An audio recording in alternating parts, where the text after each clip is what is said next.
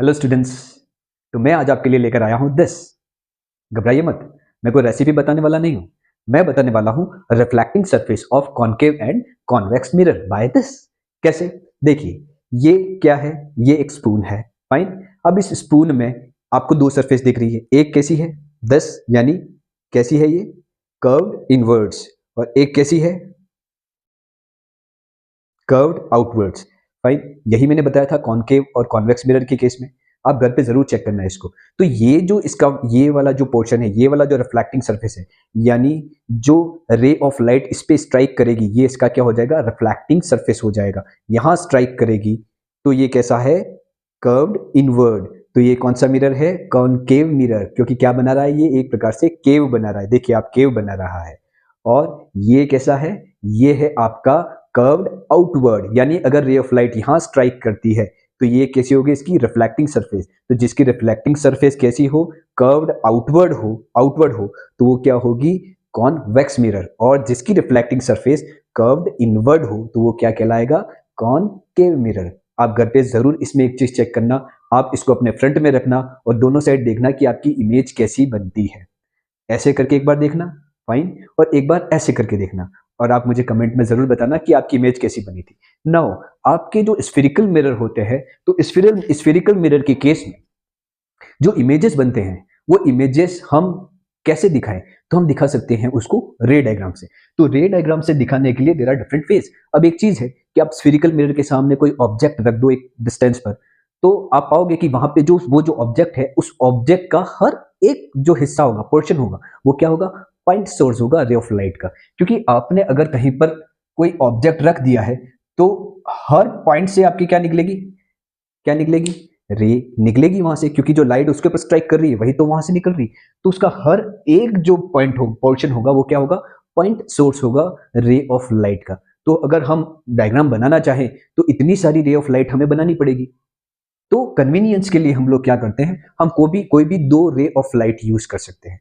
कोई भी दो रे ऑफ लाइट यूज करेंगे और वो जहां पर भी इंटरसेक्ट करेगी, जहां पर भी काटेगी एक दूसरे को, वहां पर क्या फॉर्म होगा? वहां पर इमेज बनेगा। तो ये हम किसके लिए कर रहे हैं? कन्वीनियंस के लिए कर रहे हैं। आप ये मत समझिएगा कि हम जो रे डायग्राम्स बनाते हैं उसमें दो रे ले रहे हैं या तीन या चार रे ले रहे हैं, उससे ज्यादा क्यों नहीं निकलती? रे ऑफ लाइट्स तो बहुत सारी होती है, पर हमें सुविधाजनक देखने के लिए कि वो रे इमेज कहाँ बन रहा है, हम क्या करते हैं? कोई भी दो रे का यूज कर सकते हैं।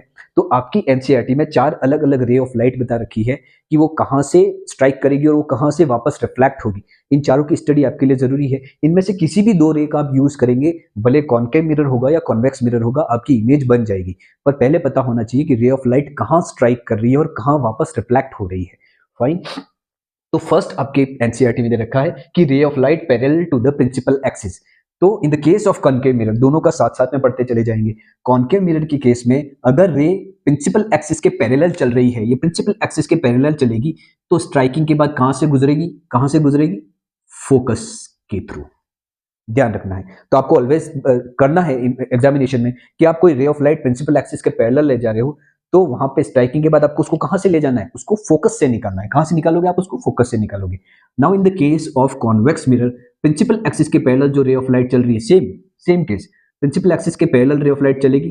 वो टकराने के बाद आप देखिए, टकराने के बाद आपको तो पता ही है कॉन्वेक्स मिरर है तो ये क्या करता है? ये रेस को डाइवर्ज करता है, इसलिए डाइवर्ज हो जाएगी। पर हमें कहां से आती हुई नजर आएगी? हमें आती हुई नजर आएगी फोकस से।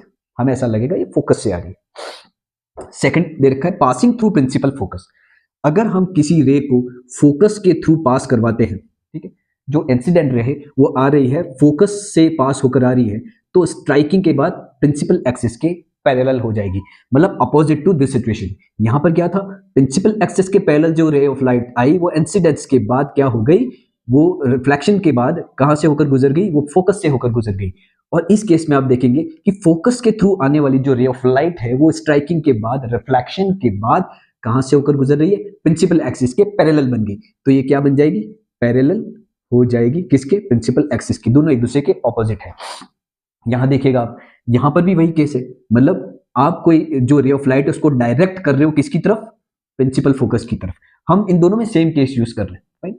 पर क्योंकि ये डाइवर्जिंग मिरर है, ये कन्वर्जिंग मिरर है, तो जो रे ऑफ लाइट का जो थोड़ा सा नेचर होगा वो अलग होगा, राइट?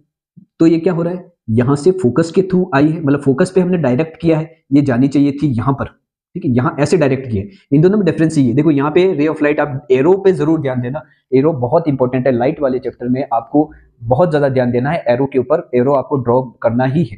तो रे ऑफ लाइट यहाँ से प्रिंसिपल फोकस की और डायरेक्ट करी हमने, पर यह जाएगी तो है नहीं अंदर, क्योंकि तो डाइवर्जिंग मिरर है, ये क्या करेगा, उसको क्या कर देगा, उसको प्रिंसिपल एक्सिस के पैरेलल रिफ्लेक्ट कर देगा। फाइन, तो क्या हुआ, यहां से रे ऑफ लाइट आई, प्रिंसिपल एक्सिस के पैरेलल हो गई, यहाँ क्या था, प्रिंसिपल एक्सिस के पैरेलल चली, फोकस से आती हुई दिख रही है, तो यहाँ पे हम क्या लिखेंगे, का क्या हो जाएगी, parallel to the principal axis. देखो रिजल्ट दोनों में सेम ही है। Now third, passing through the centre of curvature.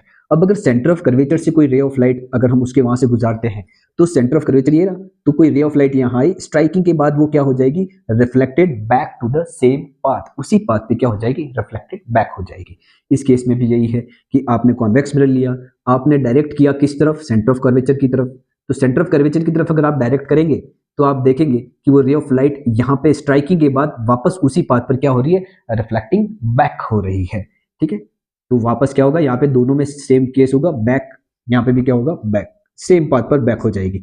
Next है, अगर आप ऑब्लिकली कुछ तिरछी रेखा, आप तिरछी कोई रे ऑफ लाइट डालते हो किसके ऊपर, एग्जैक्ट पोल पर, ठीक है, तो क्या होगा, रे ऑफ लाइट जो आई यहाँ पे पोल पे स्ट्राइक करी, सेम एंगल बनाते हुए वो दूसरी तरफ से निकल जाएगी, ठीक है। यहाँ पर ये जो है वो क्या हो रहा है, angle of incidence is equal to angle of reflection, ये मतलब जो अगर आप प्रिंसिपल एक्सिस का इस इंसिडेंट रे और प्रिंसिपल एक्सिस का ये जो रिफ्लेक्टेड रे है, इन दोनों के बीच का जो एंगल होगा वो क्या होगा, इक्वल होगा। ये हम पढ़ चुके हैं लॉज ऑफ रिफ्लेक्शन में। यहाँ पर देखिए, यहाँ पर भी यही केस है, ये आपने लिया कॉन्वेक्स मिरर, आपने पोल पर कोई लाइट स्ट्राइक करी, कैसी, ऑब्लिकली, तिरछी, किसके ऊपर, पोल पे, तो क्या होगा, उतने ही डिग्री का, सेम डिग्री का एंगल बनाते हुए दूसरी साइड से निकल जाएगी।